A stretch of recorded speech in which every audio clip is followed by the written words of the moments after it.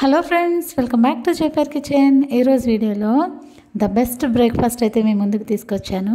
రాగి ఇడ్లీలు అండ్ రాగి దోశ. బరువు తగ్గాలనుకున్న వాళ్ళైనా, డైట్ చేస్తున్న వాళ్ళకైనా ద బెస్ట్ టిఫిన్ అండి ఇదైతే.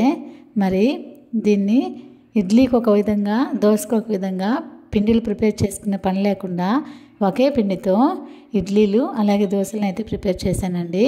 ఇడ్లీలు కూడా చూడండి ఎంత సాఫ్ట్గా అయితే వచ్చినాయో, అలాగే దోశలు కూడా చాలా క్రిస్పీగా వేసుకోవచ్చండి, చాలా బాగుంటాయి. మరి దీన్ని ఎలా ప్రిపేర్ చేసుకోవాలో చూపిస్తాను పదండి. ముందుగా మినపగుళ్ళని, అలాగే ఒక కప్పు అటుకుల్ని, కొంచెం మెంతుల్ని ఒక 4 గంటల పాటు నానబెట్టుకొని వాష్ చేసుకొని మిక్సీ జార్లో వేసుకొని కొంచెం వాటర్ వేసుకొని ఇలా మెత్తగా అయితే గ్రైండ్ చేసుకున్నానండి.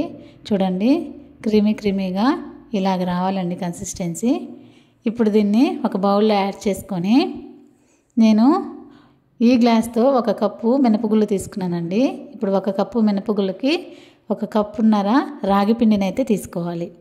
ఇప్పుడు ఈ పిండిలో ఈ రాగి పిండి ఉండలు లేకుండా కొంచెం వాటర్ యాడ్ చేసుకుంటూ చక్కగా అయితే కలుపుకోవాలి.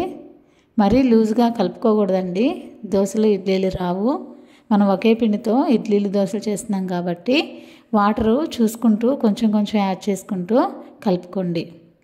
ఇలాగా కొంచెం గట్టిగా అయితే కలుపుకోవాలండి, మరీ లూజ్ అవ్వకూడదు. ఈ కన్సిస్టెన్సీ అయితే ఖచ్చితంగా సరిపోతుంది. ఇప్పుడు దీన్ని మూత పెట్టుకొని ఓవర్ నైట్ అంతా కూడా వదిలేయాలి. మినిమం 12 అవర్స్ అయితే ఖచ్చితంగా అయితే వదిలేయాలి. 12 అవర్స్ తర్వాత మనకి పిండి ఇలా ఉబ్బి బాగా పొంగి ఇలా పులుసు ఉంటుందండి. ఇలా పిండి పులవాలి, అప్పుడే ఇడ్లీలు దోశలు చాలా పర్ఫెక్ట్గా అయితే వస్తాయి, టేస్ట్ కూడా బాగుంటుంది. సాల్ట్ని నేను కొంచెం యాడ్ చేస్తున్నానండి.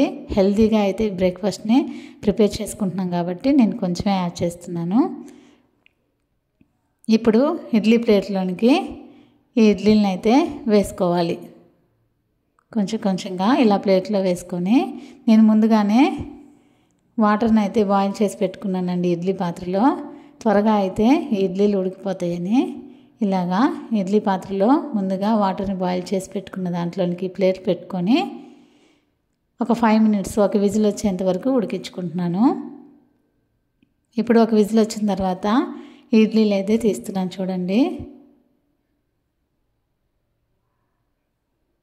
చూడండి ఇడ్లీలు ఎంత పర్ఫెక్ట్గా వచ్చినాయో. అండ్ నేను ఈ ప్లేట్లకు కూడా ఎటువంటి ఆయిల్ కూడా నేను అప్లై చేయలేదండి. చూడండి ఎంత ఫ్లఫీగా వచ్చినాయో, ఇడ్లీలు చాలా సాఫ్ట్గా వచ్చినాయి. మరి దోశను ఎలా ప్రిపేర్ చేయాలో ఇప్పుడు చూపిస్తాను.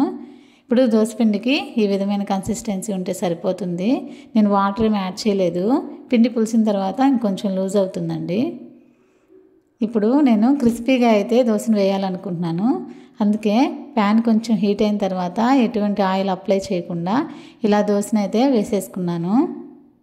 ఇప్పుడు దోశ వేసేసుకున్న తర్వాత కొంచెం కాలిన తర్వాత ఆయిల్ని అయితే కొంచెం వేసుకుంటున్నాను.